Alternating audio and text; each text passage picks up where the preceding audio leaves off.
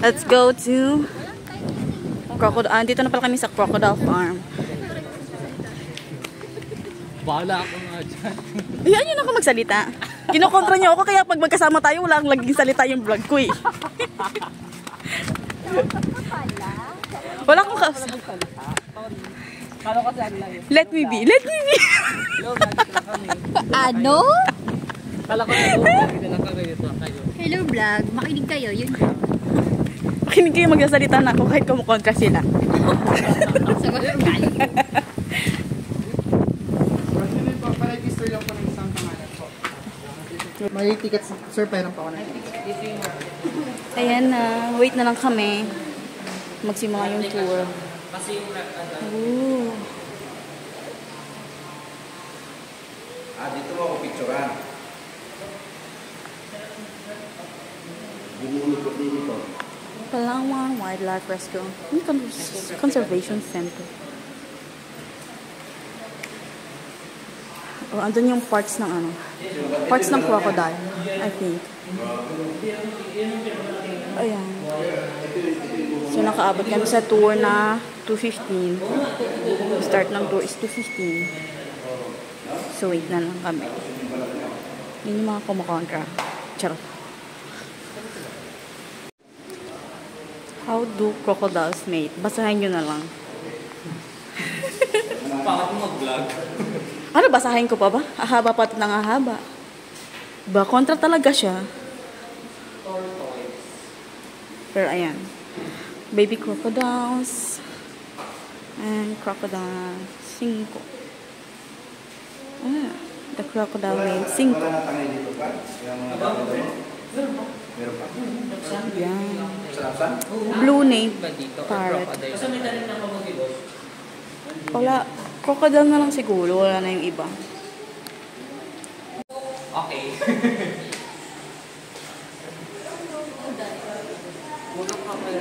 Naman tayo, sino po yung kanyang balat? Wala na po itong commercial value or wala na po itong halaga. Yung mga usually po kasi na ginagawang bag, shoes, wallets, and other. Kasi itong balat na iyo, masyado na po itong matigas at tuyo para ma-process pa po ng machine. So, ang ginawa po dito sa balat niya, dinala po ng Bulacan para mas ma-preserve na maganda and binalik po dito sa Palawan, dinisplay na lang.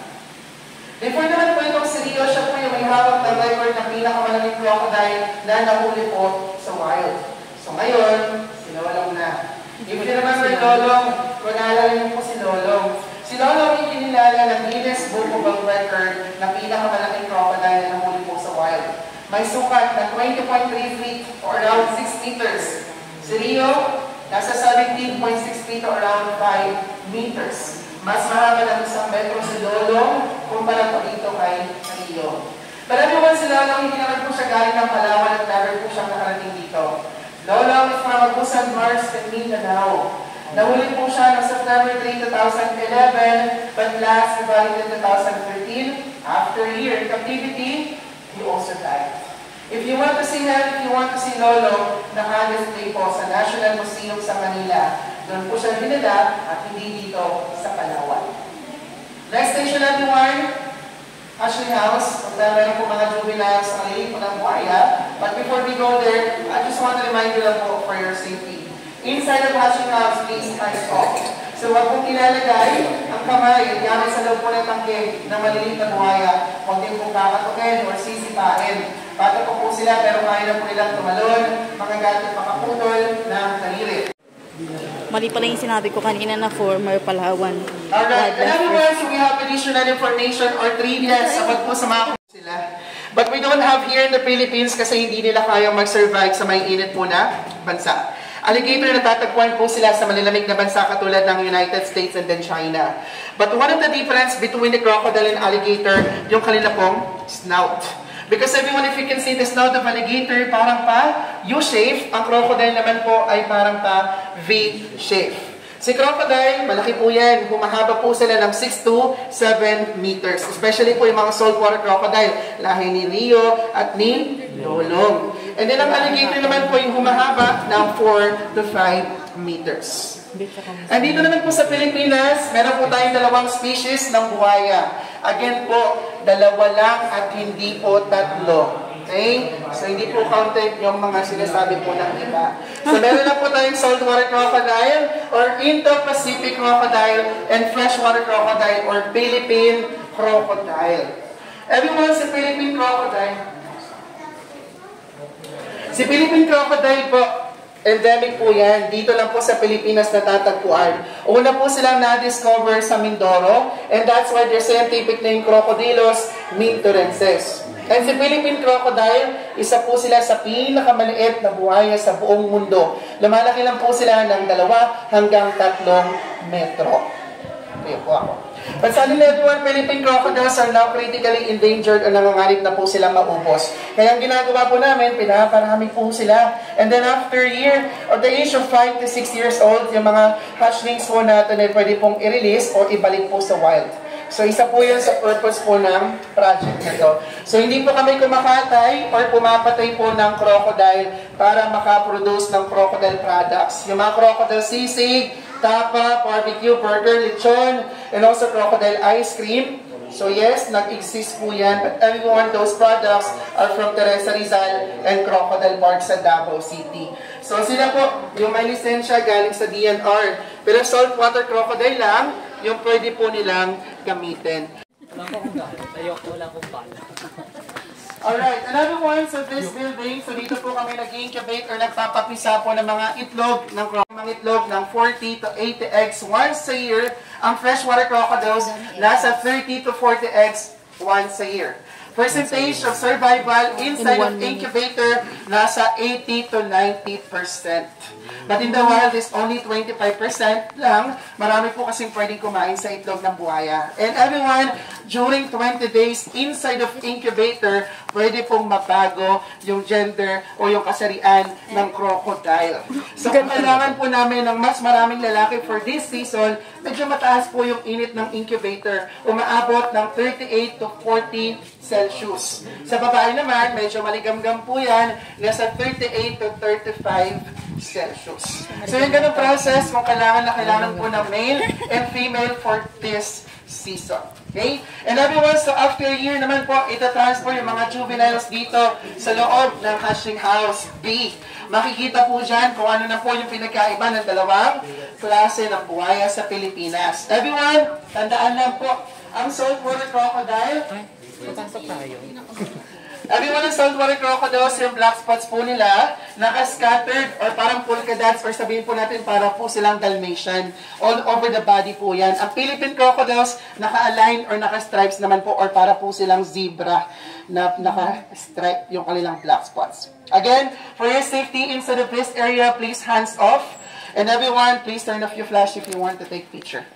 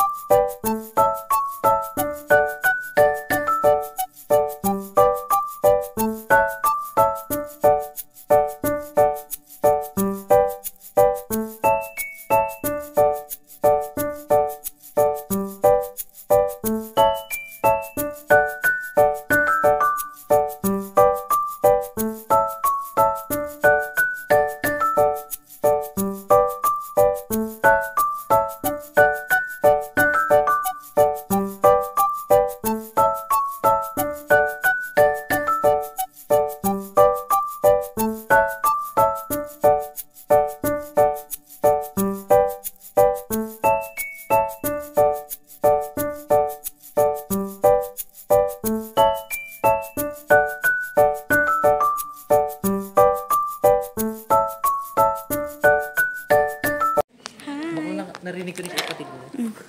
Ha? Pinsan mo yun. Narinig ko rin mga kamag-anak na. Pag hinila tong headband ko. Nag-iwan talaga tayo dito. Feel free. Okay na po? Okay na po. Alright, so everyone, so for now po, let's go sa kulungan po ng malalaking crocodiles.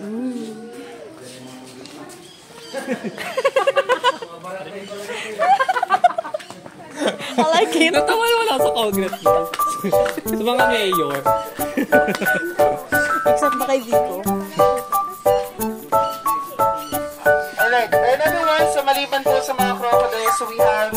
other wildlife na kailangan din po natin silang maikonserba. So we have ibon po na to, biktima po sila ng poachers and illegal traders, and some of them are confiscated from black market. So sila po yung binibenta ng illegal, kinumpiska, binalik po ng Palawan, pero hindi na po sila na-release or naibalik po sa wild kasi domesticated or sanay na po sila na pinapakain nila. Ayaw kew. Tinamad na maghanap buhay.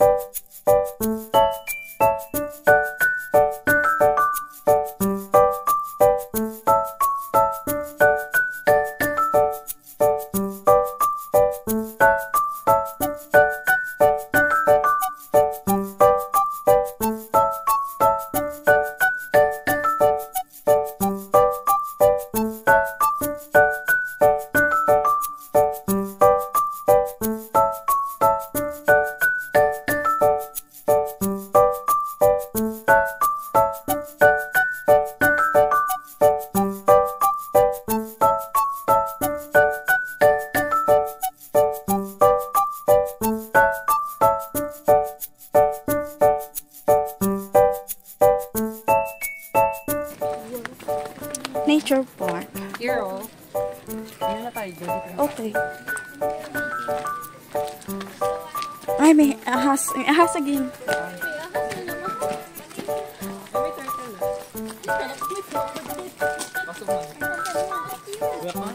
Yan o, ahas.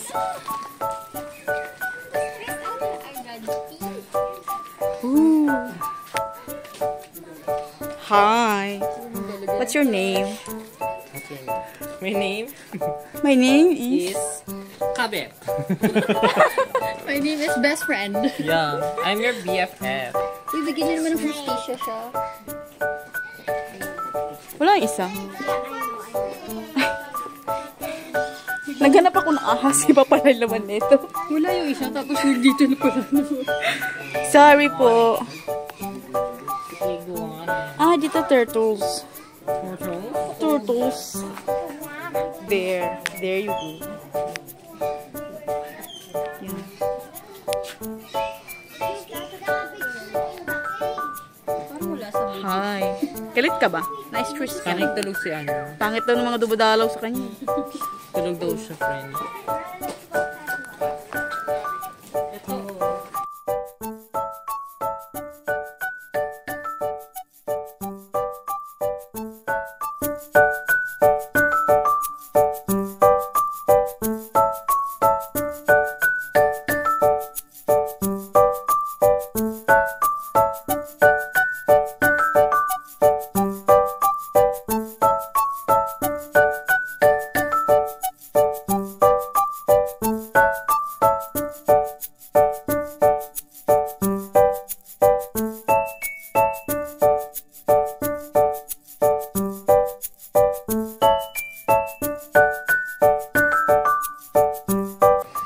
Park, a heaven for wildlife and nature enthusiasts. So, ayan. Pagkatapos ng Crocodile Farm Tour, dito na. Pwede ka nang mag-tour ng sarili mo dito sa Nature Park.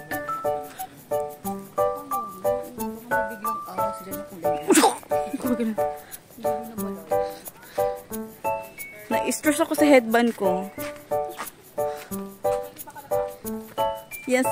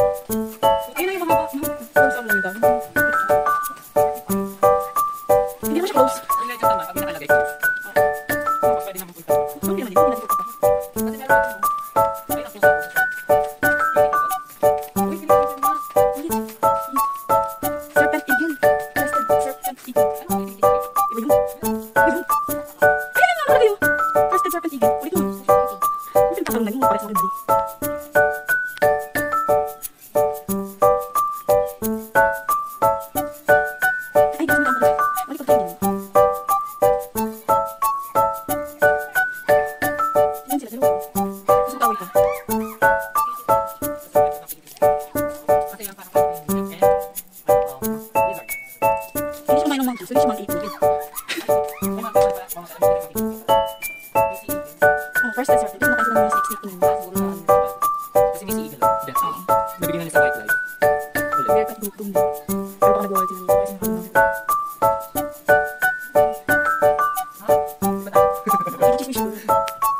Pwede tayo. Meron pa tayo.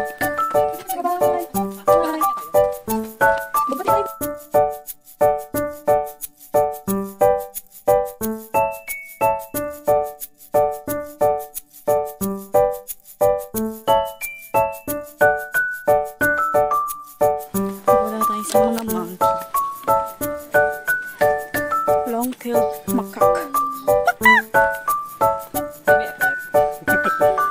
Hi, sir! Hello. Say, smile.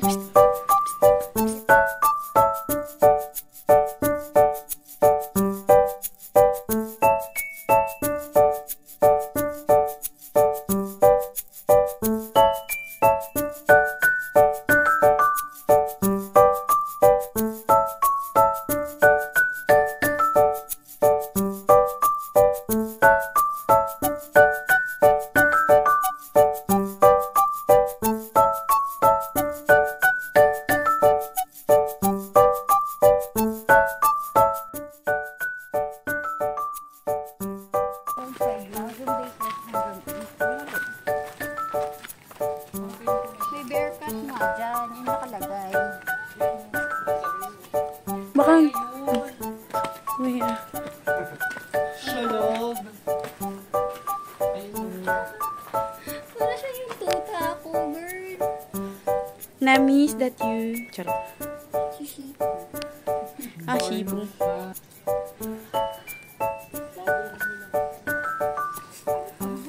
Ano bang gusto mo?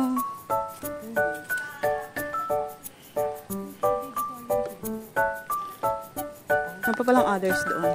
Pero scattered sila everywhere.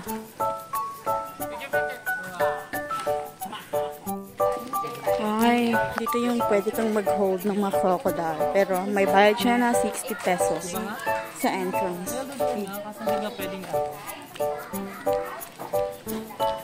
Spread as unlimited picture.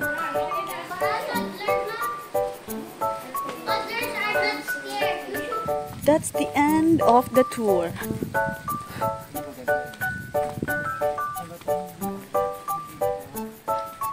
So yun na, palabas na kami and go to the next destination. Let's go, people!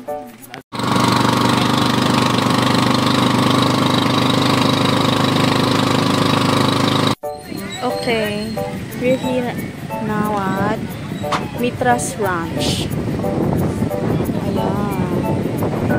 pwede kang mag-horseback riding. Pero syempre may bayad. 200 pesos. 200 ang bayad. Kaya,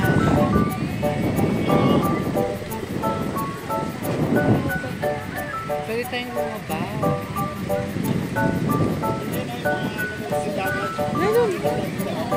ayun pa lang, pwede pala daw. Ha? So, nandito tayo ngayon sa ayun na, Mitra's Ranch. And may hagdan pababa. Kaya hindi namin alam kung anong ganap. Anong meron. Pero sobrang hangin dito, grabe. Hindi ko ramdam yung init. Ramdam ko yung hangin. Pero hanggang dyan lang ata. Tapos may bayad na. Oh, may bayad na. Bayad na yung activity. May slide, ayan o. Yung sasakay ka ng ano, yung parang sa gulong.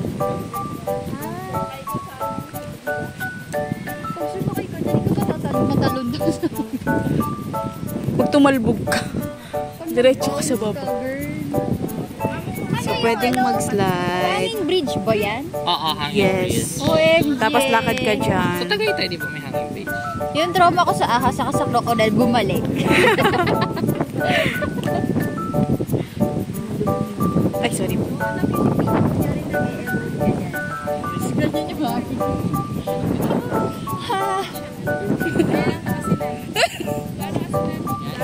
Isa pa. maganda pa yung ganito, no? Mamaya pag... Simula. Ay, ako sabi ko pa rin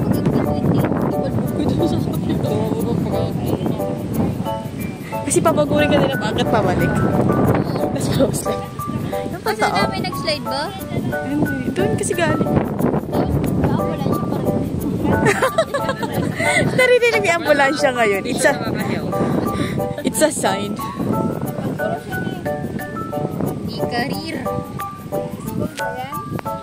Ayan. May cafe din dyan. So, may mga stocks. Kung nagutom ka man, dyan ka kakain. Dito na tayo sa Baker's Hill. Wala kay ma'am. Siguro. Sige po, salamat. Okay, chinek ang aking bag. Pero ayan na. Kapasok na tayo. Baker's Hill, Botanical Gardens, and Leisure Farm.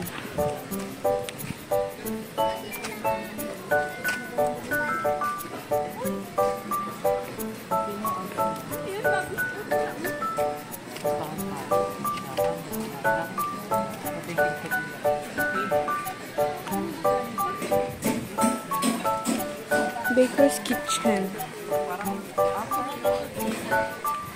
So, kailangan nyo mag-avail ng city tour talaga. Kung gusto nyo pumunta sa mga talaga binibisitang lugar at Dito lang. gusto nyo mapamura naman. Kasi, mahal din ang sisingilin sa inyo. Kung nyo DIY kayo. Pero kung may sasakyan naman kayo, why not? Dito, Winter Wonderland.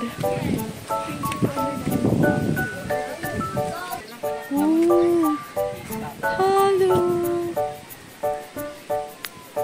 Uy. It's peacock, guys. It's peacock people.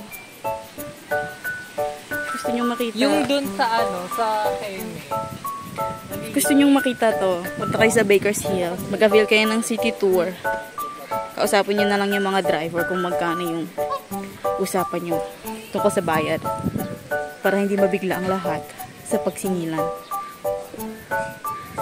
So, yan. Sana po mo kayong buntot, no? Pag ganun. pag yung lalaki gusto makipag-ulang sa lalaki. Ay, pabo pala yun. Doon lang Pabo siya pala mga yun. ganun. Pabo naman talaga peacock bird. Ay, wait. Hindi, may pabo pa yung turkey. Ganon. Sasagot yan sa'yo. Pretty yan. Pretty! Sa lahat ng attraction, ito yung pinakagustuhan. Pretty! Uy, yung cute ang balat. Inaaway na naman niya ako. Tawa-tawa lang siya pero inaaway. Tapos niya na akong awayin. Pero hi! O, diba di tayo nagtagal, hindi ko saan-saan. Hi! Nagustuhan yung pika. Hi! Hi! Hinantahan. Kaya baka mag-transform yung ibong Adarna. Yung nga sasabihin ko, ang Ibon Adarna ng Pilipinas. Sabihin mo ba? Ang real Ibon Adarna. Mag-o-open kaya na buo yung ano nila. Hindi. Kasi hindi sila naglalandian. Meron type na wala lang. Type lang nila. May ganyan dati sila Tito Willie. Pag malapit kami, takbo din kami palabas. Baka pabo naman yun. Pero nag-open din yung camera nila. Yung pabo nga, pero Pabo hindi din, ganyan pero ka-colorful. puti, di ba? Siyempre hindi. Ma-bluish lang. Hindi ganun ka-colorful. Kasi, ayan, pick up din naman yung babae nga lang. Pero wala siyang ganun ka-colorful. Like, ganda. Paligtad mo. Kung sino pa yung lalaki, siya pa yung ano. Kasi bubuka lang yan pag gusto nyo.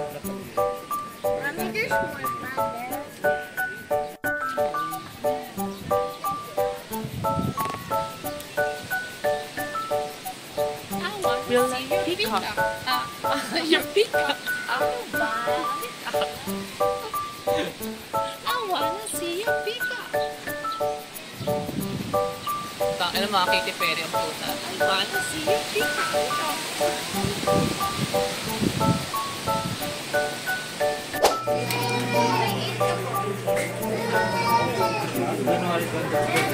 Turmeric brew. 2025. Banana chips. Nandito na kami sa mga bilihan ng mga pagkain sa loob ng Baker's Hill. Sans Revolve chips. Ayan, pili na lang kayo. Kung gusto niya.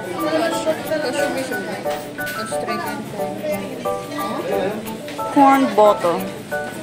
Ampaw.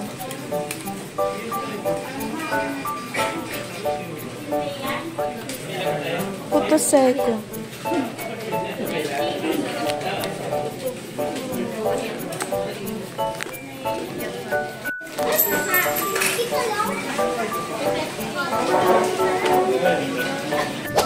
So, nandito kami ngayon sa Plaza Cuartel. Doon dapat kami sa cathedral kasi may misa. You need pala muna mag-register. And then, dito na. Tambay-tambay ka na dito sa Plaza Cuartel. Ayan. Ayan, maririnig yung may misa. So, dito muna kami. Palawan Massacre.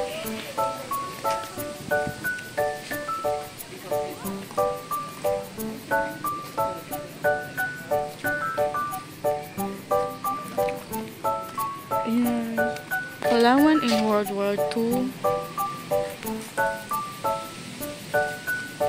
Glenn McDowell, one of the survivors, Marine Glenn McDowell, made it his life's work to speak about the atrocities so it would never be forgotten.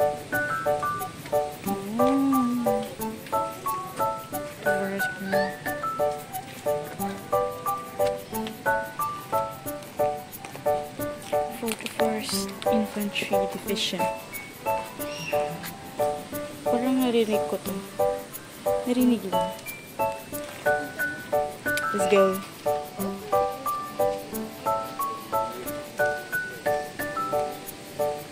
Aerial view of Palawan. Before, I think.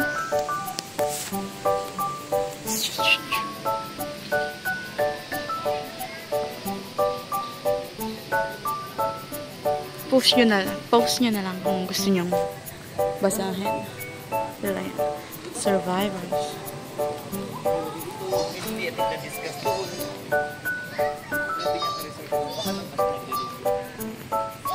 Ayan. Ayan na yung kasama namin. Nauna na siya mag-ikot-ikot. Ano, Ti? Nalibot mo na?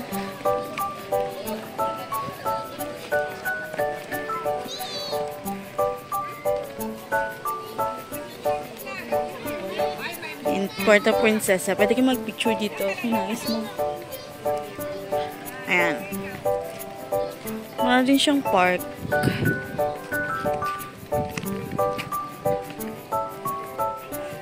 Ay, doon. May mga upuan pa din doon.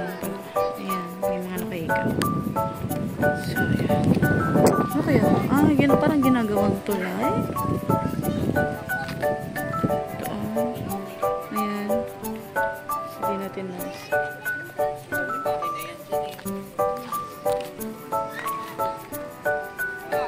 Tara po tayo po. Tara. Upo daw kami doon.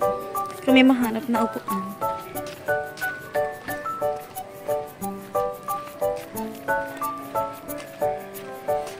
Pupunta pala kami ng cathedral dapat para mag-tirik ng kandil. Pero, yun nga, may misa pa. So, later na lang siguro. Wee! So, dito na. Pumunat kami. Dito yung ano. Dito yung... Dating taon na naman. Pag mag-stay. Or pag mag-aayater ka rin. Pag ay na may birth. I remember kasi para doon pag pinabang.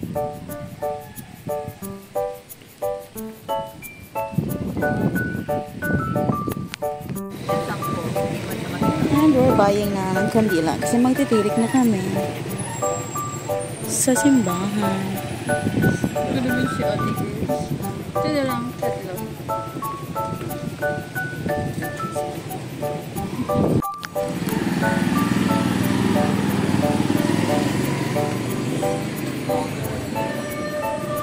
Ito na yung cathedral sa Palawan.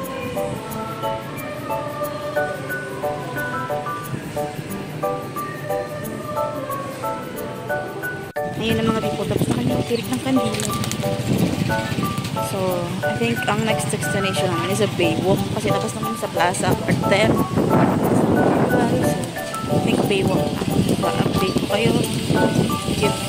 Yun nga yung sanat. So, hindi ko alam kung Baywalk or sa souvenir shop. Pero yan. Ilulit ko yung sinabi ko.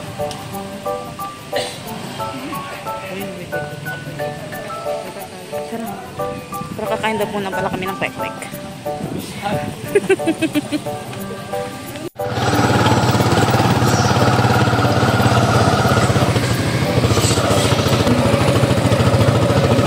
Town of Puerto Princesa na ata. Hindi ko alam kung naririnig nyo. After namin na kumain ng kwek-kwek, punta na kami sa souvenir shop. Hindi na kami bumaba ng Baywalk. Dito na kami sa souvenir shops. Ay,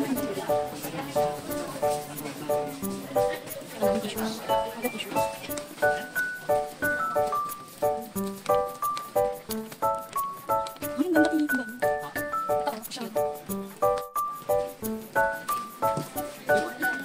Yan, what's that? Solid waste.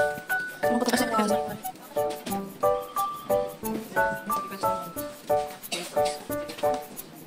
$40 na. Mas cute yung dito. Ito din dito. Bilang ko. Souvenirs. Ito na siya. Where is she?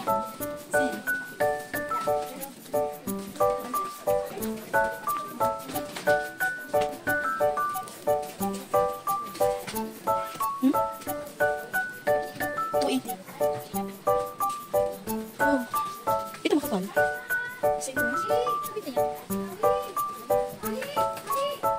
Hey, they're funky. Palawan. Mamimili muna kami ng pasalubong. Update you later. Bye! Hello mga people. Hindi ko tapos mag-vlog. So, nakauwi na kami. Nakauwi na kami ng mga souvenir. Sa souvenir shop. So, natok na kami. Pero kailangan namin kumain.